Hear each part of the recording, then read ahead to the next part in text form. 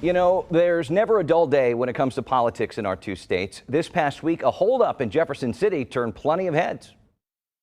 Public health is always about the science. It's looking at the greater good, helping people. Don Karoff is out as Missouri's acting health director after a shakeup in the Missouri Senate. He resigned after conservative state senators refused to confirm him to the job permanently before a key deadline.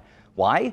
Karoff follows the science. He knows masking works, and like his now former boss, Governor Mike Parson, Karoff recommends people get a coronavirus vaccine. Not mandates for mass vaccines, but just the idea of using them to fight the pandemic. Missouri's governor, also a Republican, was furious his own party wouldn't confirm his appointment. Let's discuss what happens next with our roundtable of journalists. Joining me now, Jason Hancock, editor of the Missouri Independent, and KMBC9 political reporter Michael Mahoney. Gentlemen, we talked about the infighting within the Republican Party, especially from the more conservative lawmakers in Jeff City. We saw a protest in the hallways for a public health director. Jason, what's going on here? Yeah, Don Karoff was appointed last summer, took over the job in September, and as you said, he hasn't been this sort of firebrand pushing vaccines and mask mandates, and yet he's gotten intense pushback from some of the grassroots of the Republican Party, and they flooded the Capitol this week to protest his nomination as the Senate was set to confirm him.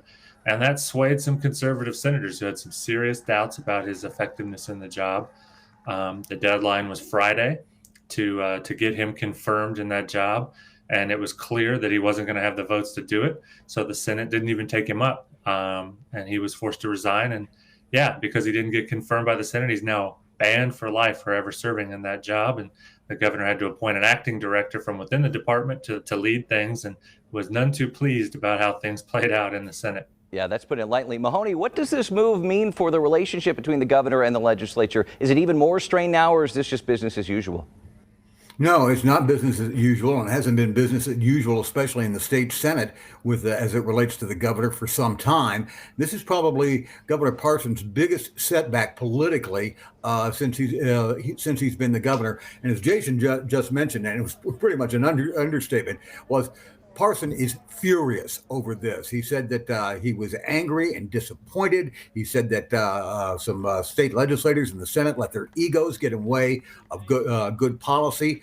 He's not happy with the right wing of his party for objecting to Karoff on this.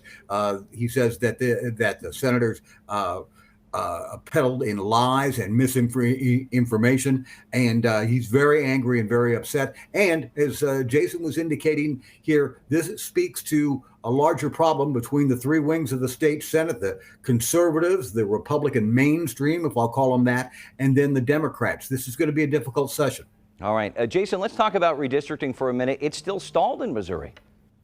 Yeah, the House has approved a map, sent it to the Senate, and all the things that Mike just talked about are slowing things up with that map. You have the conservative caucus in the Senate that wants the map to be drawn in a way that would sort of eliminate Emanuel Cleaver's seat, or at least eliminate it as a safe Democratic seat.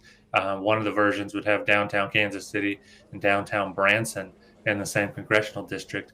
Republican leadership have balked at that plan. They say that drawing a map in that way could lead to problems down the road where Democrats would actually be competitive in more seats. So this 7-1 versus 6-2 map is just the latest and potentially the loudest showdown between the conservatives and the so-called regular mainstream Republicans in the Senate.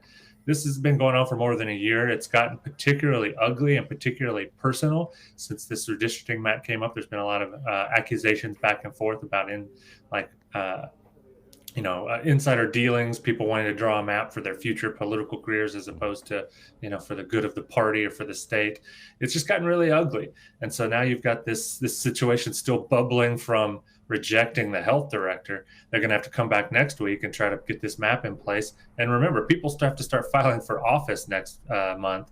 People have to start planning to run for in the August primaries. There's no indication this map, even if they somehow strike a deal, will be in place when people run in the August primary. And nobody seems to have a good answer as to what that will mean when people head to the ballot box in August. All right. And Mahoney, it's a big election year. We know you've been watching the fundraising. What have you been finding out? Well, it's really interesting, and Jason knows this as well. The most recent poll in the Missouri Republican Senate primary for the U.S.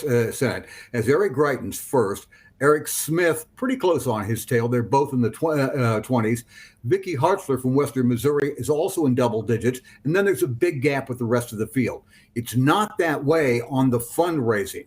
In the fundraising, and that's the mother's milk of politics. You can't win if you don't have the money to spend a campaign. The rankings are a lot different. Congresswoman Vicky Hartzler, 1.7 million cash on hand.